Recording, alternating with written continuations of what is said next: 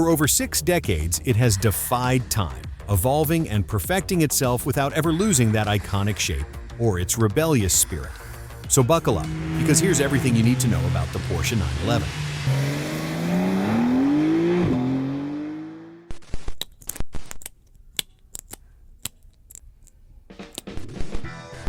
The 911 was born out of a desire for a more powerful, comfortable, and larger successor to Porsche's first model, the 356.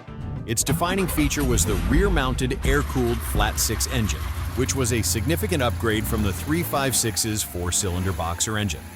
The original 2-liter engine produced 130 horsepower, which was pretty impressive for a production sports car at the time, giving it a top speed of 130 miles per hour.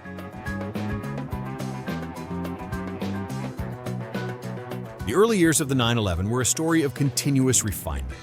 In 1965, Porsche introduced the 912, an affordable entry-level version that used the 356's four-cylinder engine inside the new 911 body. A year later, in 1966, the more powerful 911S arrived, bringing with it a 30-horsepower bump and a set of new forged alloy wheels that are now instantly recognizable. In the same year, the Targa debuted, marketed as the world's first-ever safety cabriolet with its distinctive stainless steel roll bar.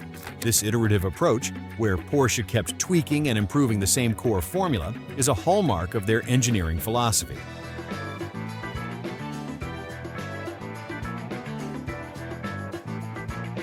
Its nervous handling at the limit was a known issue in the early models, which they addressed in 1969 by increasing the wheelbase.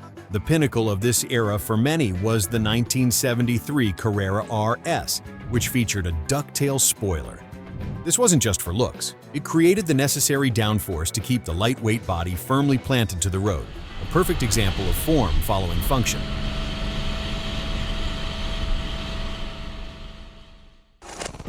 Then came a car that would change everything. The first 911 Turbo, or the 930. Launched in 1975, it was the first production Porsche to feature a turbocharged engine. Its 3-liter engine produced 260 horses, making it the fastest production car in Germany at the time. In 1977, they upped the ante with a 3.3-liter engine that produced 296 horsepower and included an intercooler. This addition necessitated a redesign of the rear wing, creating what we know today as the T-tray tail.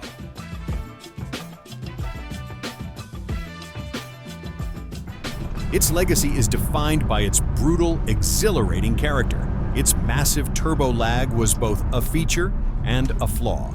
It was docile at low RPMs, but once it climbed above 4,000, a massive, sudden surge of power would hit, earning the car its infamous nickname, the Widowmaker. The fact that a car so demanding and frankly terrifying was so popular speaks volumes. It cemented its reputation as the ultimate driver's car, a beast to be tamed, not just driven. This visceral analog experience is a critical part of the 911's story, and this is what separates a car that's merely fast from the one that is truly legendary.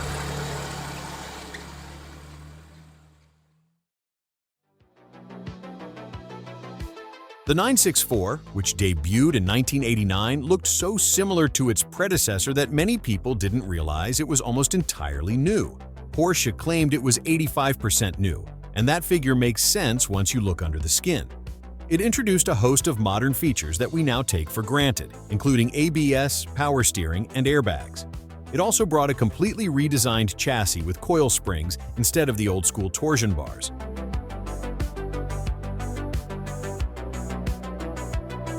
Central to the 964's appeal was its air-cooled 3.6-liter flat-six engine with around 250 horsepower and 229 pound-feet of torque.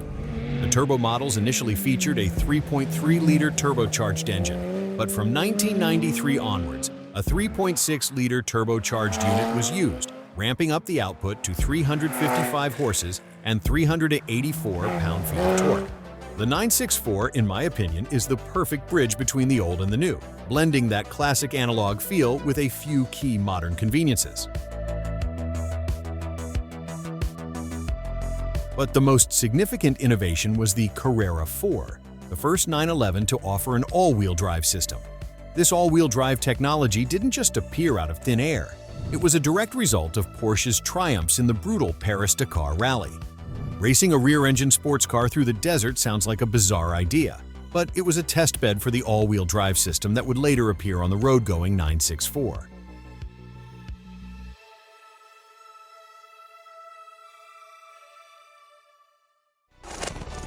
When Porsche unveiled the 993 in 1995, it was clear they had perfected the air-cooled setup. It is widely considered the pinnacle of the air-cooled era, and is still one of the most beloved generations among purists today. It also had an incredible build quality. While the base Carrera offered around 270 horsepower, the top-of-the-line Turbo S squeezed out a remarkable 420, an especially impressive feat for an air-cooled engine at the time. This was also the first 911 to offer a 6-speed manual transmission. The turbo model was a technological marvel, introducing twin turbos and all-wheel drive as standard for the first time. What's truly remarkable is its reputation for being a paragon of longevity. With proper maintenance, its engines are known for their durability, with very few of the nagging issues that might plague other cars of its age. It's the result of decades of continuous refinement, making it a high point in 911's history.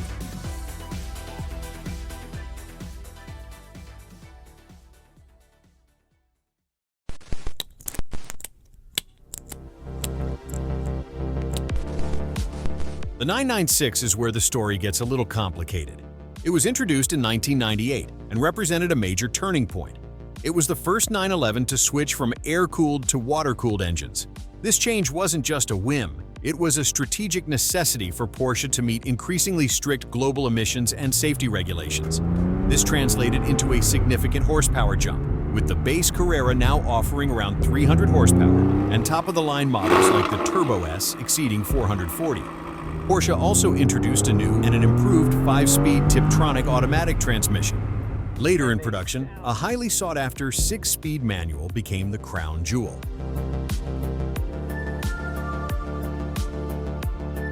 The design was also a major departure, with a more rounded body and the now famous fried egg headlights that merged the indicator and headlights into a single unit. At the time, it was heavily criticized for its design and its move away from the air-cooled tradition. However, time has been kind to the 996. Today, it is gaining new appreciation and is considered a fantastic bargain entry point into the world of classic Porsche ownership. Yes, it had some well-documented mechanical issues, particularly with its M96 engine.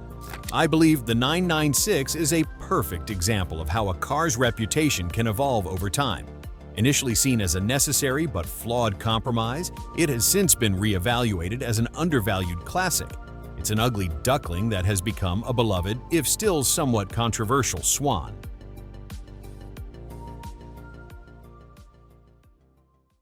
The 997, which arrived in 2005, was a calculated apology to the fans.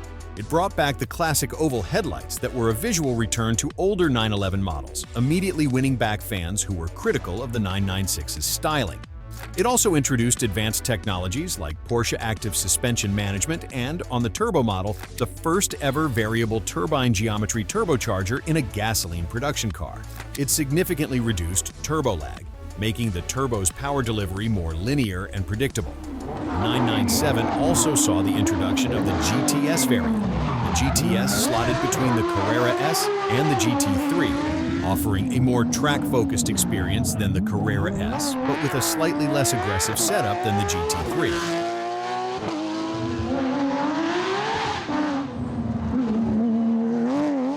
Under the hood, the evolution continued. Base Carrera models started around 320 horsepower, but top performers like the Turbo S reached a staggering 500, a testament to the ongoing engine development. The 6-speed manual remained the favorite, but they also introduced a dual-clutch transmission in later years. The mighty Turbo S could breach 196 miles per hour, with an acceleration time of 2.7 seconds, making it the Porsche's fastest production car to date at the time of its introduction.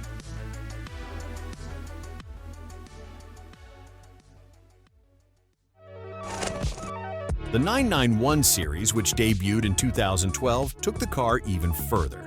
It featured a longer wheelbase for improved stability, and it also introduced an electric power steering.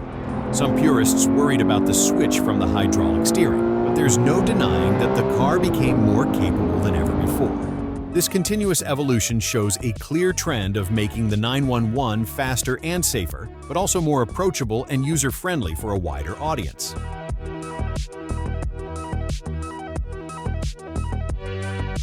The current 992 is the most capable and technologically advanced 911 to date. The lineup has moved almost entirely to twin turbocharged flat-six engines across the Carrera and Turbo models. The base Carrera now makes around 388 horsepower, while the Turbo S makes 640 horses and can rocket from 0 to 60 in just 2.6 seconds. The strategic move to turbocharging is a clear response to global pressures for increased efficiency and reduced emissions, a challenge that Porsche has met with engineering prowess. But here's the genius part. Porsche hasn't forgotten its roots. For the track-focused enthusiasts, the GT3 and GT3 RS models retain a high-revving, naturally aspirated 4-liter engine that screams to a 9,000 redline. This is Porsche's way of sending a clear message to its most loyal fans. This dual-pronged strategy ensures that the 911 remains relevant and profitable while also holding on to its heritage and fan loyalty.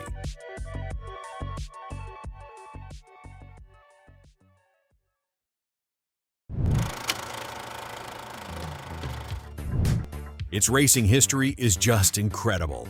Since the first 911 took a 5th-place finish at the 1965 Rally Monte Carlo, it has racked up an astonishing number of victories, over 25,000 to date. It dominated rallies in the 60s and 70s, winning the Monte Carlo multiple times and even competing in the brutal East African Safari Rally. The 935 won the 24 Hours of Le Mans outright in 1979, a huge achievement for a production-based car.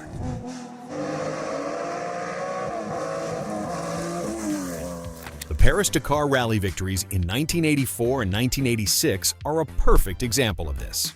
Racing a rear-engine sports car through the desert sounds crazy, but it was a test bed for the all-wheel drive technology that would later appear on the 964 Carrera 4. This shows that Porsche's engineering is rooted in real-world, high-stress testing, and it's a key reason why the 911 is so reliable and capable on the road. The legacy continues to this day, with the modern 911 GT3R winning its class at Le Mans.